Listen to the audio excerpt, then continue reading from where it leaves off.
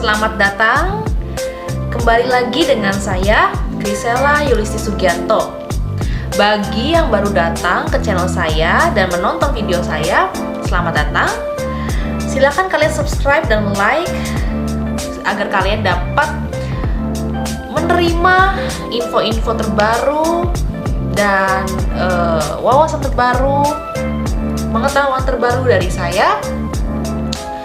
Kali ini gua nggak sabar bikin video ini karena tema kali ini sangat-sangat menarik dan penting untuk kalian semua. Gua juga dapat pengetahuan ini dari buku Personal Branding oleh Tom Liwafa. Ini juga merupakan video lanjutan dari video-video sebelumnya. Jadi, personal branding, bagaimana cara membentuk atau membangun personal branding menurut buku Tom Liwafa. Jadi kita itu harus membangun reputasi. Gimana sih? Pertama, kita harus tahu tujuan hidup kita. Kita harus tulis apa sih tujuan hidup kita. Kedua, kita harus tahu kapasitas diri kita atau kekuatan kita masing-masing. Ketiga, kita harus tahu keahlian kita. Loh, apa bedanya kekuatan dengan keahlian? Kalau kekuatan itu adalah kualitas diri yang kita miliki. Kalau keahlian itu skill yang kita miliki yang bisa dipelajari. Jadi kalian tahu kan bedanya? Lalu apa sih elemen-elemen yang harus ada saat membangun reputasi personal branding? Dari buku ini yang gue baca, kita pertama harus tahu dan tentukan produk dulu. Produk kita bisa barang atau jasa, apa saja. Lalu selanjutnya adalah bangun identitas kita. Kita mau identitas kita seperti apa, itu kita harus membangunnya. Lalu yang ketiga adalah interaksi dengan pasar. Jadi apa sih interaksi dengan pasar itu? Kita harus dapat memberikan value dari produk yang kita jual. Misalnya kita menjual makanan kita itu enak dan mudah didapat. Misalnya kita memberikan pelayanan dari makanan kita itu bisa pesan antar atau bagaimana. Nah, dari interaksi pasar ini dapat kita lakukan secara offline dan online. Kalau offline, kita itu harus membangun reputasi di mana kita interaksi dengan pasar itu, kita harus menggunakan bahasa tubuh yang tepat.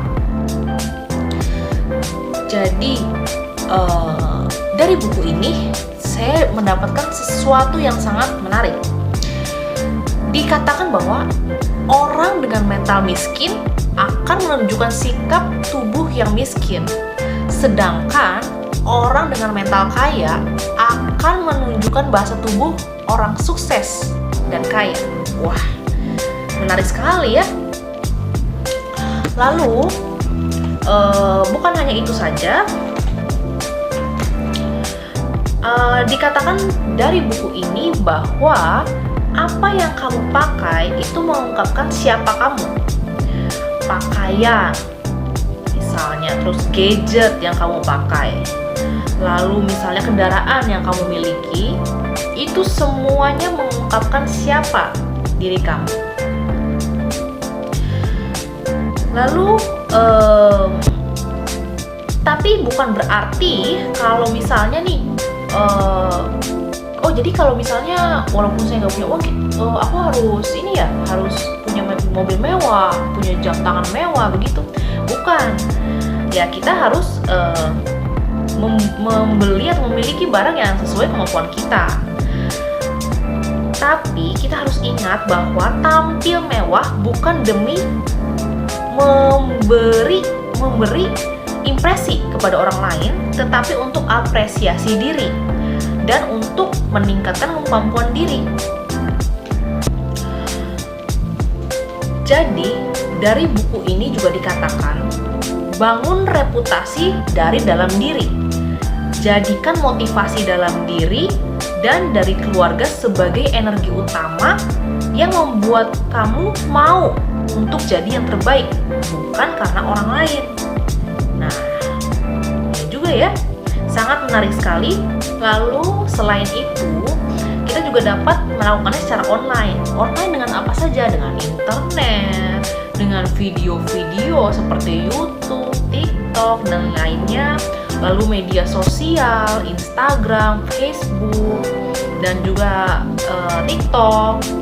Nah, kita harus memanfaatkan hal-hal ini secara bijak ya. Jadi kita harus tahu tujuan kita memakai media sosial untuk senang-senang saja atau membangun reputasi kita. Sekian video saya kali ini.